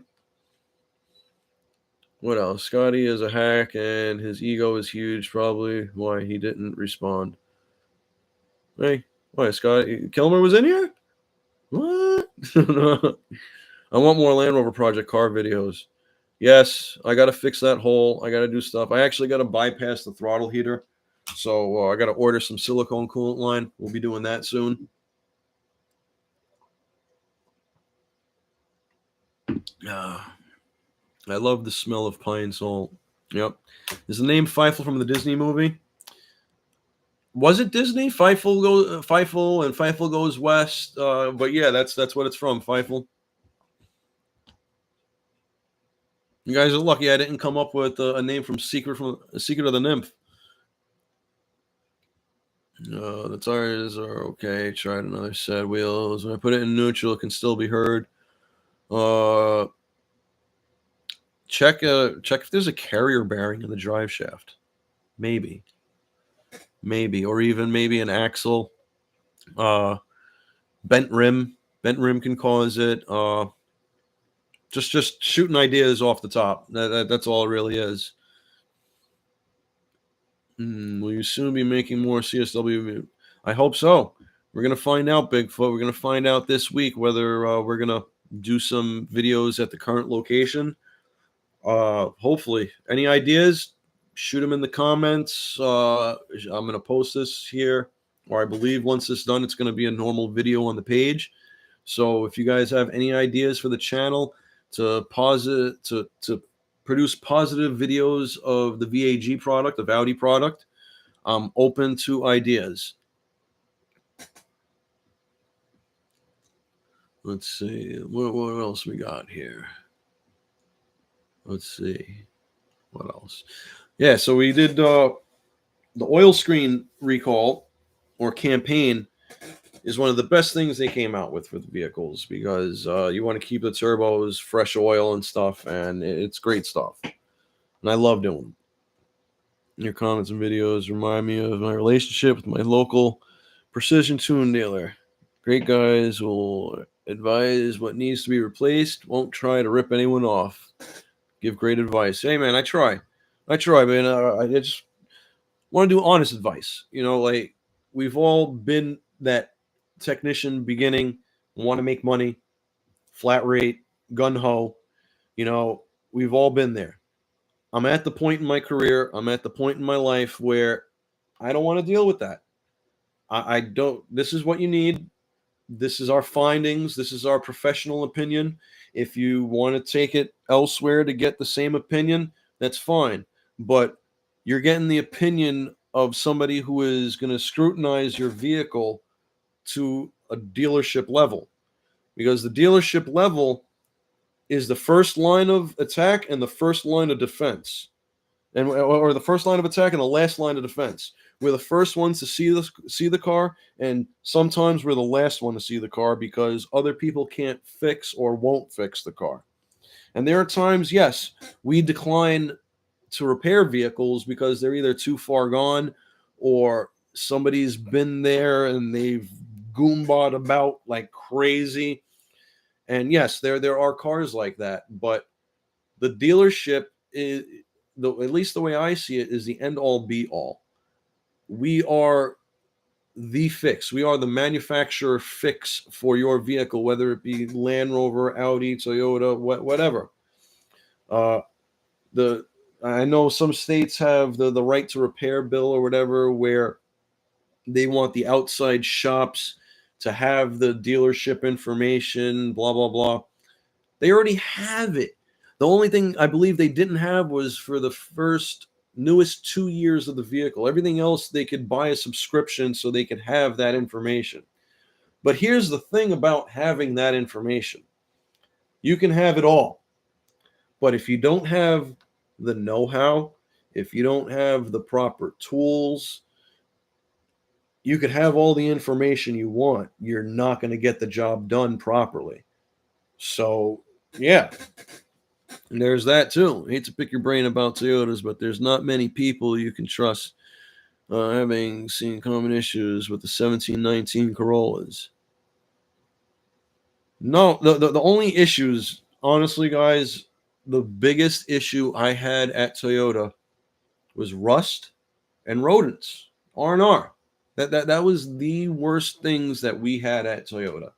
Other than that, they're cars. They're good cars. They drive. They bring you point A to point B. They have the little creature comforts. They're not sports cars. The Supra is a BMW, but I think the Toyota Supra looks better than the BMW version. But no real issues. Like if you do your routine maintenance, uh, I've seen people blow tires or they miss the tire damage on the sidewalls. It nothing really bad, nothing really catastrophic. It was always something that happened to the car, nothing that was happening to the car. You know what I mean? Who will provide the Snap-on tools? The employer or their own? Oh, they're all mine. They're all my tools. They supply the special tools, the toolboxes. Freaking, unfortunately, Carnage, my Epic toolbox, is in storage right now, empty, getting cold and unused. And I'm making payments on a toolbox that I'm not using. Yeah. uh, let's see. Agreed. I haven't found a local Ford dealer I trust, but there are Jeep dealers here who are awesome. Yeah, man. There's a Jeep dealer out here that's pretty good. And oh man, there are so many Jeeps out here. So many Jeeps, man. I should play a game. Count the Jeeps or pickup trucks, and you should do a customer states what tractor edition. I've never worked on a tractor. And you're so right. There are too many dealers out there that just surviving, not thriving. Yeah, large videos that provide the videos, sell the work, build trust. Yeah, the videos do sell the work, and it does build a trust. It really does, and they see how much of a powerful tool it is, especially the community that I could possibly provide them. Because I look through the videos. Yeah, we've seen the negative and the amount of positive comments also, and the amount of positive comments that came through the email too about Audis, and even in here, I help people buy Audis or help decision making, which is crazy. I'm just giving you my opinion on it, and there's nothing wrong with them. It's just as long as you keep up with your maintenance, it's like any car. You keep up with your car, it's gonna last. That's it. That's all there is to it. Location, wherever you live, it's going to depend on the deterioration of your vehicle and how hard you have to upkeep your vehicle. If you live above the salt belt, yeah, you're going to have to worry about rust, but you're not going to really have to worry about paint fade or interior or anything like that. You live in the sun area or out west in the real sunny states, you're going to have to worry about paint fading. You're going to have to worry about interior, the leather starting to shrink and pucker. You're going to have to worry about all of that. But with that being said, how deep is your love? How deep is your love for your vehicle is going to depend on how well you maintain your vehicle. And I know I'll say it right now. I'm a hypocrite with it. I love my Land Rover. Whenever I drive it, I have the Thanos. I got the Thanos smile on. You freaking peasants. I love driving the Land Rover, but it doesn't get the amount of love that it needs because I work on cars all day. When I go home, I don't want to work on cars. It's like a contractor in his house. His house is never finished, or a freaking guy who does shoes. Damn, I forgot that analogy. But his kids never have shoes. Cobbler's kids never have shoes. So it is what it is. But eventually, I gotta put some time. I gotta put some love into the Land Rover.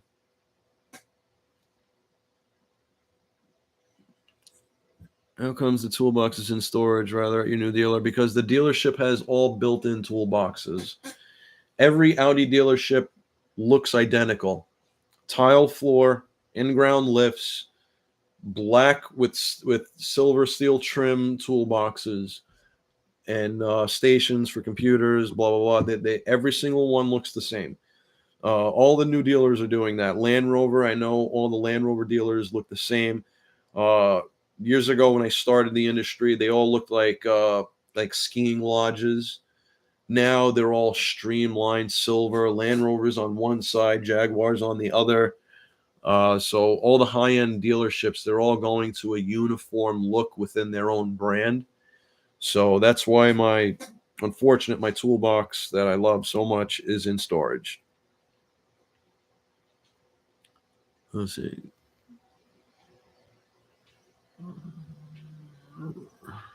Read Boris' comment. You should do a customer states what? Tractor edition?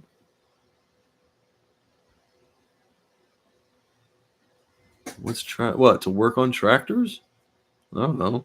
I never worked on tractors. Or am I saying that right? Am I reading that right? I'd also like to see tutorials, just like you have a clip with new brake discs. I'd like to see more, like how you work. Oh yeah, man, Andre, I that's what I want to do, man. Like on the video walkarounds, what we do is like what I want to plan. Like you take the rim off, and let's say we're looking at that RS7 ceramic brakes because it's an RS7 Performance Plus. What I would like to do, like go on the rotor, say the spec of the rotor, again the wear limit, yada yada yada. But they're beautiful, man. I got to tell you, the ceramics in the front, and it has ceramics in the back. I think that would be nice to do videos like that, going through like the little special features of the vehicles. Like, because I watch the videos on YouTube of other people doing the car video walkarounds and stuff, and they go through features, but they're not really going through like the specs of the vehicles. Like, yeah, they'll do the horsepower, blah blah blah, but they're not going through certain components of, like, say, oh, this is the air suspension opposed to the sport suspension. These are the ceramics, or these are the high end brakes, not the ceramics. So there's different options to so many different cars. I work on them all. I hear much hate for Land Rover and BMW. Owners don't want to maintain them and blame the brand as being unreliable. Yeah, I dealt with that at Land Rover because at first when I went back, they were because mine I think was every 5,000 oil changes, but the 5 liter and the 3.0s, they every 16,000 mile oil changes. That's insane. That's insane. No wonder you guys were going through timing guides. Like, come on, man. Like, you got split it in half every 6. It's because it's from a cost point, because if they're selling the maintenance package along with the car, it's going to cost less to do 2 oil changes every 32,000 instead of 4 oil changes every 32,000. So that's why I said earlier, if you plan on keeping that car, man, split that service interval in half. You pay for one, let them pay for the other. You're still paying for half the oil changes that you normally would, but you're still maintaining the vehicle to its really optimum level. Working on old tractors can be a pain sometimes. Yeah, I can only believe it. Like, I wouldn't want to work on trucks. I don't like working on the big trucks. I would never work on 18 wheelers. I don't like working on diesels. I don't want to break my back. Like, I don't. I don't. Like, if I had to choose, if I'm going to pick my poison, I'm picking cars, or I would pick that. Like that. I would. That's not a settle. That's a dream. There's a difference. Other techs in the Toyota dealers seems to get into your filming stuff and enjoy it, but they miss all that. Yeah, man. Wherever I go, I'm the biggest clown and I'm the most professional. That's what I am. And everybody knows that. My manager knows that. We all have a good time. I joke around all the time. But when it comes time for business, it's business time. And yeah, the guys at Toyota, we're all cool, man. They know why I left. We had a number of people leave on us, technicians, freaking service writers, service managers, within like a 1 month span. Like, I felt like fight. You know what? I was 2 holes leaving a ship. That's what I could say.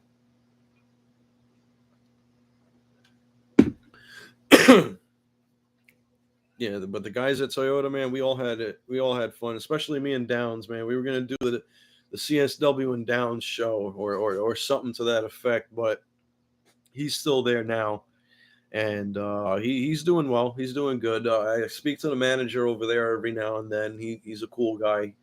He helped me out getting in there, and he understood why I was leaving. So, and he showed enough respect to not give me an offer or counter offer, even though that he wanted me to leave. He did not want me to leave, but he showed enough respect after I told him the reasons why, so he understood, and he didn't give me a counter offer, which I respect that. I respect that. Like, I didn't have a problem with my management. It's just,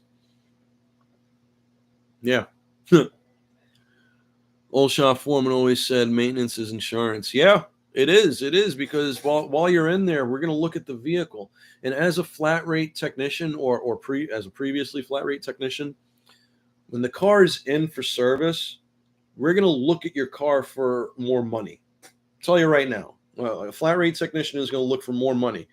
But at the same time, when you get an honest technician, yes, we're looking for money, but we're also looking to maintain the vehicle properly. We want you to be safe on the road. You want to know why? Because I'm on the road too. And some cars that we've serviced at Toyota, I don't want to be in front of or behind of, because I don't know if they're going to stop or not. But that's, as a flat rate technician, that's how it is, man. We're looking for the money, but we're past that level I'm at now, and the level I'm at in my career. We are past that. We just want to maintain the vehicle right. We don't want the stress of, oh, you're trying to cheat me, this, that, and the third. No, we're not even going to get to that point. This is what your car needs. This is what your car needs later. And this is what your car needs based off of what you complained about. That's it. There's nothing wrong with that. Nothing wrong with that at all. And just be honest. It pays more to do the job right the first time than repeat offenses, or it pays more to just maintain the car instead of cracking the customer over the head with flushes every time they come in, because eventually they're not going to come in, or eventually you're going to run out of work to recommend, and there's not going to be anything left, and then you're going to be starving in the wintertime. No, it pays more to just do things right and honestly, because you establish that relationship, and guess what? They keep on coming back to spend their money with you, and you keep on maintaining their car to the proper level they need for safety, state inspection, whatever they need. That's it, man. You establish that relationship, you're going to prosper. And if you learn that early in your career, that's good, but you got to learn that eventually. Doesn't pay to be a thief in the industry.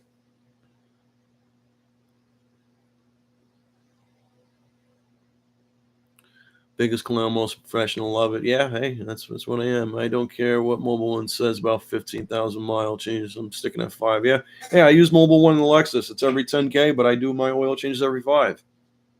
So I'm not gonna I'm not gonna stop it. Let's do mechanical list. If the car goes through everything, I love her contact. Yeah, I'm gonna have to check her out. Sarah's Garage. Who's going to say contact when you go to start the car? Yeah, it's me. Service department makes the dealer money. Yeah, sometimes, or a lot of the times, the service department what holds up the dealer, especially wintertime. Like if you have a niche market dealership, service is going to hold your dealership alive in the wintertime. And in summer, it's both. Why does Toyota have problems with two holes? Well, it would be based off the soy insulation on the wire harness. They love that stuff like it's candy. And I know Honda has that Cayenne tape or something like that. Toyota really needs to take notes. Or at least the local Toyotas need to buy out the freaking stock at Honda. Do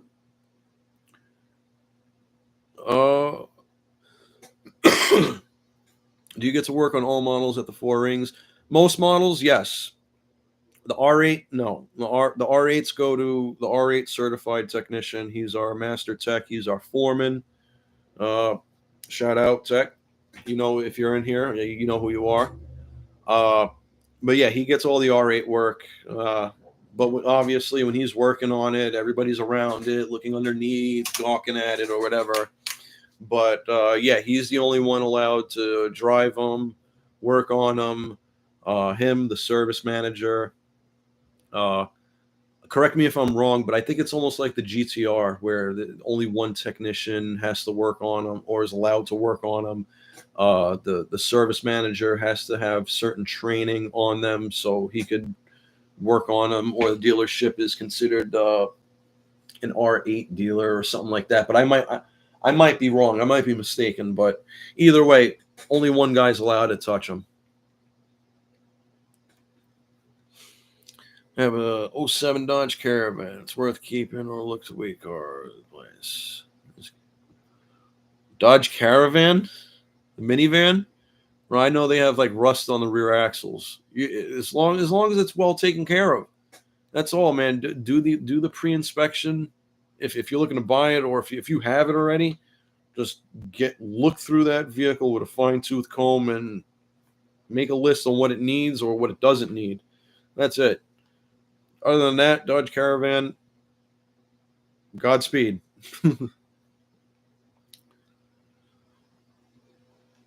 Yeah, Nick. Yeah, you like how shops do that. That's a lot of the shops are realizing this is how the market is starting to go in the automotive industry, that people just don't want to be bullshitted anymore. As long as you're 100% with them, they can make an educated freaking decision on what to buy or what not to buy. And if you're not going to spend all their money, they're going to be happy. But there are the cases where your car needs everything. There are those cases. So telling me I could do a 10,000-mile oil change. I told them not to keep it doing 5. Yeah, you. That's what the manufacturer recommends. Let's just say that right now. If that's what they recommend, that's what they recommend. What my opinion is, split it in half, or at least do it less than that. That's all. That's all, and that's if you plan to keep the car. We want to turn you into enthusiasts, not just car owners. So we want you to know about your vehicle. S4, should I change the supercharged snout oil or leave it be? 110 and well maintained otherwise. Well, personally, I haven't done one yet. I would see what the service manual says to see if there's an actual service interval. This is another thing that I don't particularly like about some of the service intervals, because some things don't have service intervals. They say it's lifetime fluid. With that being said, it would be an inspection process. You would want to inspect the oil, just like with the rear differential or front differential. I don't believe that there is a service interval. So, with that being said, it would be more of a condition-based inspection to see if you need it or not. But then, if you're already at that point where you're going to inspect it to see if you need it, you might as well do it, because what's the harm? What's the harm if you have 110,000 miles on that fluid? What is the harm in putting in fresh fluid? I don't see harm. If anything, I think that would make the life duration of that supercharger better, or even with differentials or transfer cases. You get on a routine maintenance with that. I don't. I see nothing wrong with you. I see that as a win.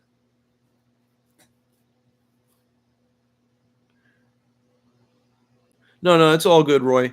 Yeah, we did cover it. This week we're having a meeting with some higher up people to do some brainstorming to see what we can produce here at CSW for the current dealer I am at, and they are very interested. And based off of a number of things, the community we have here, and based off of the current customer video walkarounds that I'm doing for them now, where the customers love them, the service writers love them, the service manager loves them.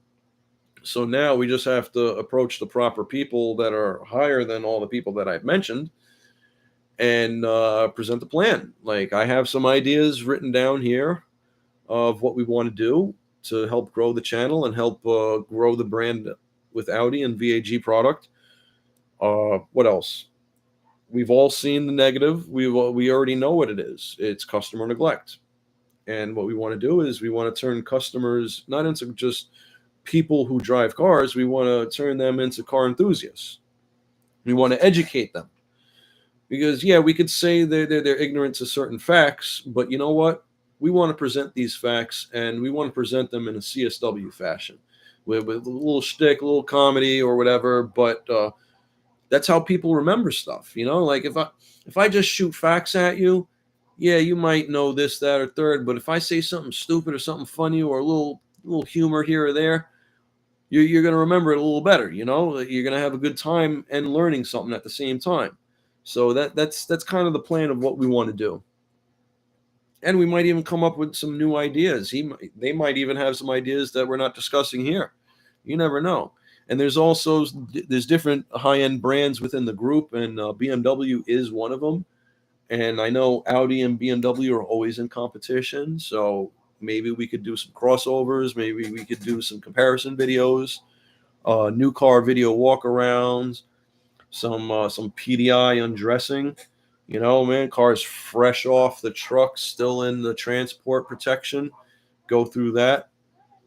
All different things, man. They're all different options. Let's see. My dealership's telling me I could do it. Oh, that's for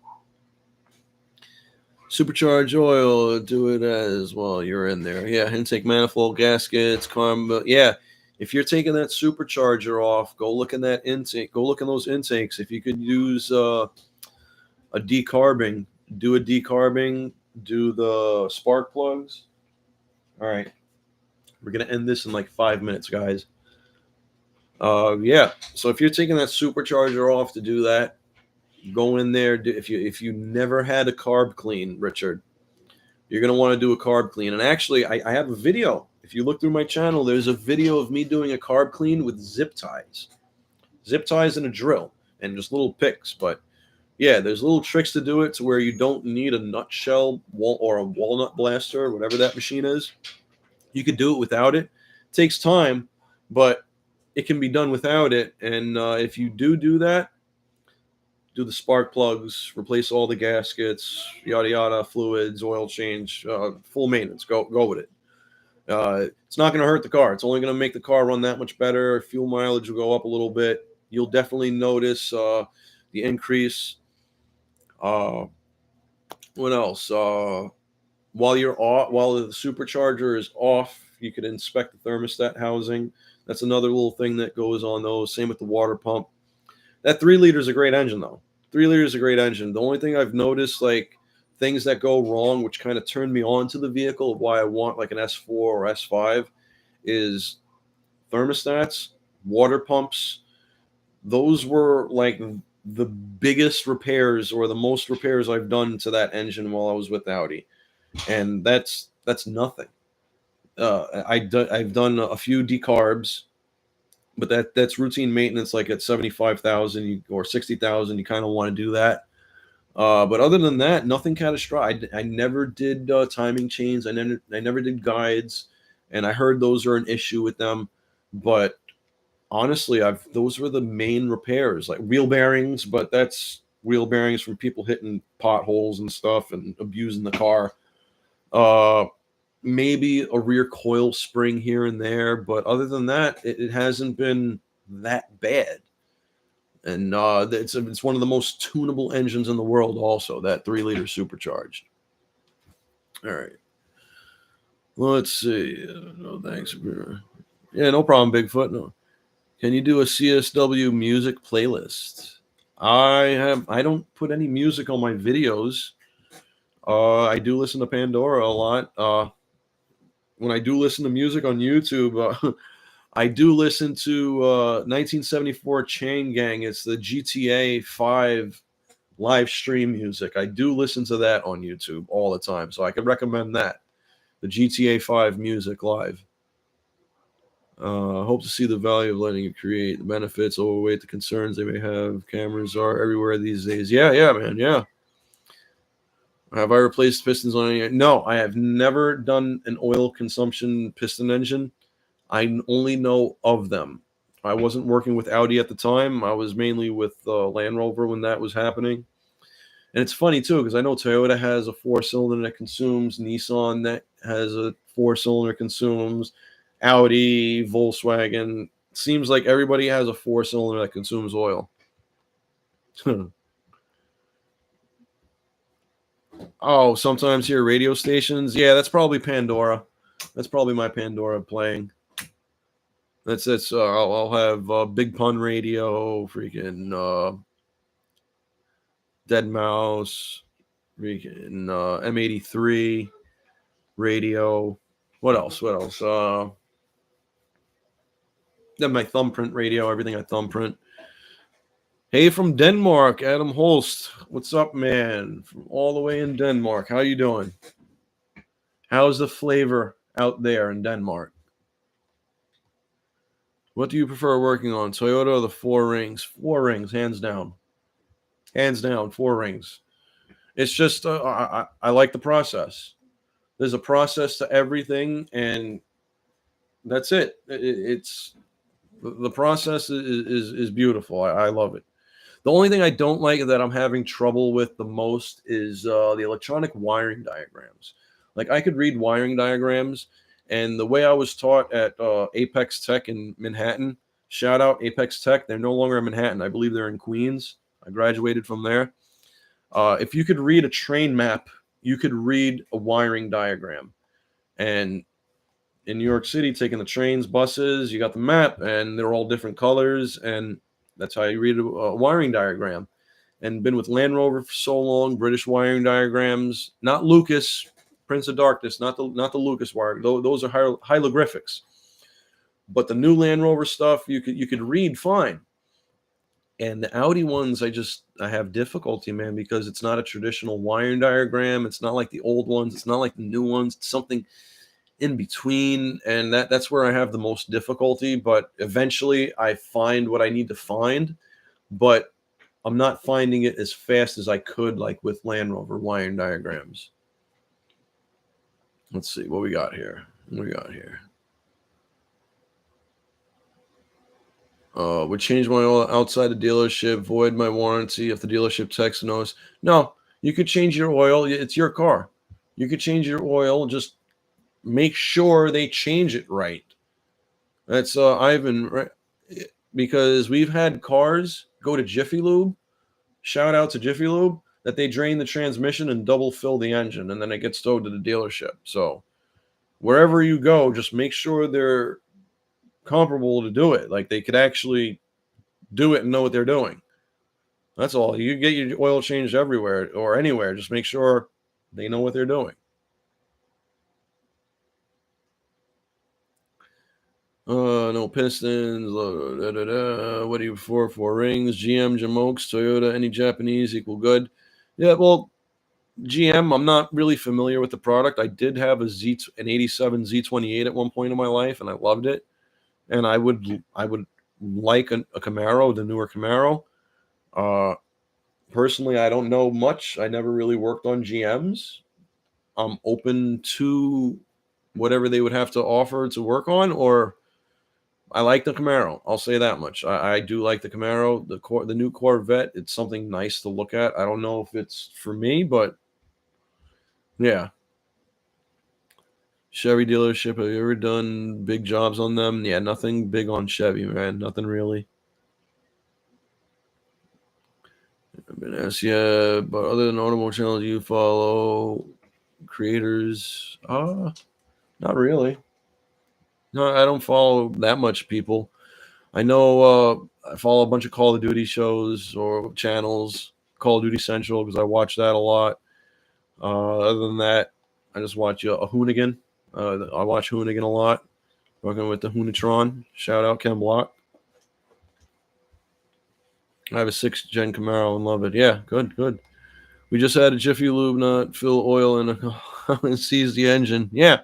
You see, man, like you could go to the good spot. You can go to Jiffy Lube spots or Valvoline spots. Just make sure they tighten that crush washer. Make sure they put that oil filter on and make sure it's tight. Make sure they put that oil in. Like it sounds like they're complicated things to do, but it's just oil changes. They're not that hard. Or in some cars, like if you have a high-end car, don't bring it to Jiffy Lube. That's your own fault for bringing it to Jiffy Lube. If you have anything high-end, you're just trying. Excuse me. I'm not trying to say you're cheap, but you're trying to cheap out. Like there's a reason why dealerships charge a certain amount, because you're getting that certified tech to work on your car. Like it's not for what you're paying for now. It's what you're paying for what led him to get to that. Like if they're qualified, you're getting qualified work, and if they're not, like Jiffy Lube is not going to send their technicians to Audi training. They're not going to send them to Porsche training. They're not going to send them to Ford training. They're going to tell them get in the pit and change this oil. So and make sure the washer fluid's topped off. Well, yeah, and it also depends on the pay. Like the tech doesn't get paid well enough. That's the problem. There is that, but there's always going to be the lowest guy on the totem pole. You can't have a shop full of master techs. You can't. You have to have every level of technician in a shop for it to strive right, because you're not going to put a $60 an hour technician on an oil change that you're going to end up paying the technician more than you're making on the oil change. That's I'm not a businessman, but that makes sense, right? It is what it is. Like you can't have a shop full of master techs. Then it's going to be a shop full of cutthroats. You can't, because everybody's going to be looking for that job, or everybody's going to be looking for the money.